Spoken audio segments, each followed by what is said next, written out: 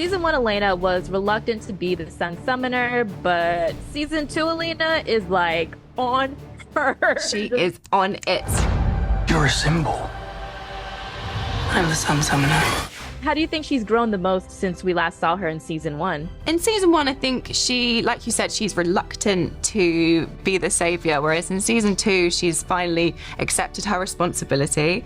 And we watch her struggle and, the immense weight of that. But she's got her mission and she's going to do it. She's really settled into becoming a leader. And yeah, that was really exciting. Are you willing to sacrifice that which is most precious to you? For Ben, it's a new season, new Darkling. How's he doing after being brutally rejected by Alina, then defeated by her? New scars, new demons, new poison, new trauma, new rage, new... Poor guy. Yeah, I mean, I think he feels a bit, whilst he is the sort of evil, toxic, nasty presence that is kind of seething all over season 2, he also feels betrayed and abandoned and rejected and alone, unloved at this point, even by his own mum. So I think he's justifying the way that he is being, even if it's not possible for anybody else to. But I think, yeah, you're right. In the first season, he has all these different weapons, his army, his charm, his skills in manipulation, and in the second season, all that is out the window, and he's just kind of more full-on rage and... now he's on Reddit. Rage and shadow. now he's on Reddit.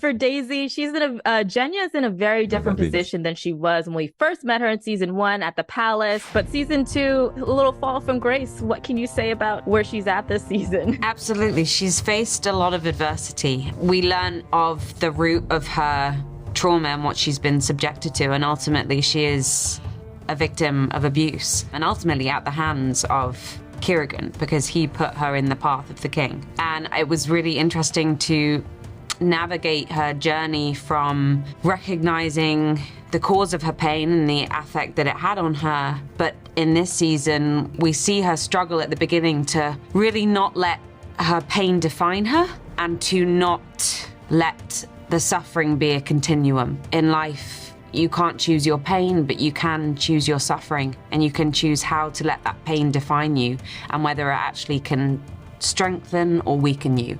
And I think we gradually see that Genya gets stronger. So it was a beautiful emotional arc to play as an artist. And I think it's very relatable to a lot of humans, because I think no matter who you are or where you are in the world, we do face pain. So this novice is telling me that he's our new demo man. Rask is better, or even Pim.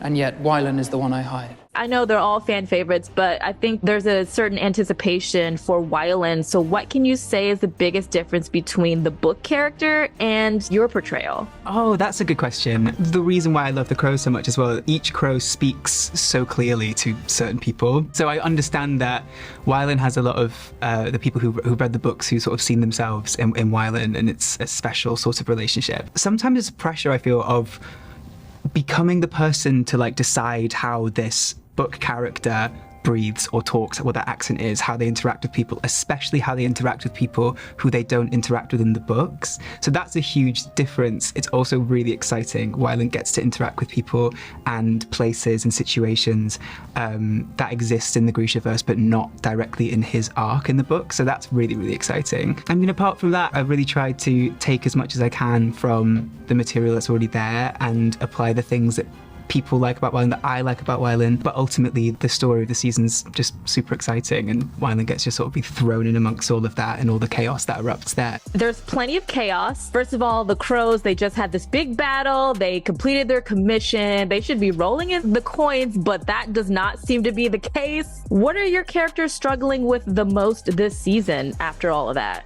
Other than being broke. Yeah. Broke problems, man. We've just come off the back of this huge epic battle and journey. We've come through the Shadowfold, where we think we've defeated the Darkling, or helped at least. And then the first thing that happens is our home has been stolen from us. You know, the rugs have really pulled out from underneath us. And I think for Kaz, at least, that brings up all kinds of stuff from his childhood, and he's then battling this internal thing and an external thing because he's not good at talking to other people about what's going on inside of him. That battle sort of ramps up and then sort of consumes him. That's a pretty good one to start off with, is that, you know, our base being completely taken away. And I think for Inej this season, the thing that she's probably struggling with the most is a battle with faith. She's been dealt a lot of awful things and she hasn't managed to lose faith yet, but that hope, it's slowly kind of withering away and it's kind of taking a little bit of her away as well. And yeah, it kind of makes her do something unexpected at the end of the season, I guess, but it's exciting.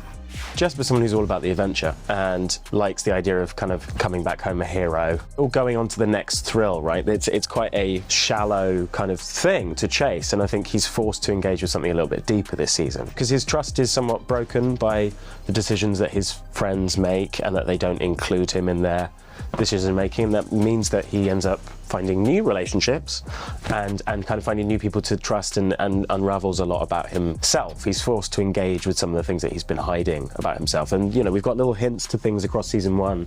I think in season 2 we get to kind of delve into that. You're here. With the new Heartrender. Nina Zenik, at your service. Nina Zenik? That's a reaction.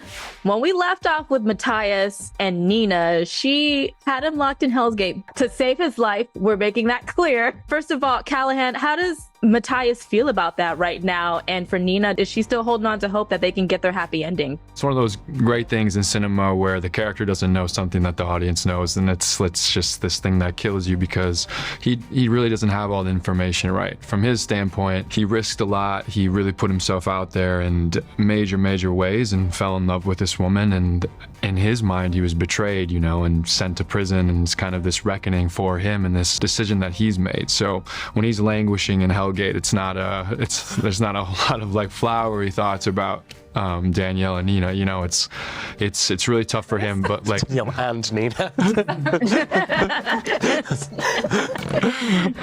But has flary thoughts about Danielle.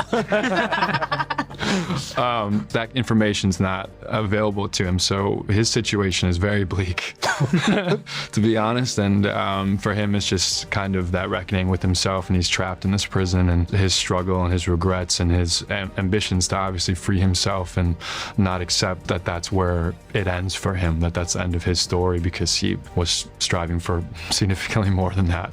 Probably in the opposite way, Nina has all the information, so I think she knows what she knows and she knows why she did what she did, but whereas she knows what he knows and why he and what he's thinking as well. So I think it just turns the dial up because she's like against the clock here, absolutely. And not only is there the risk of maybe not being able to get a pardon or whatever, but also the longer you leave it, the more the wound is going to fester on his side.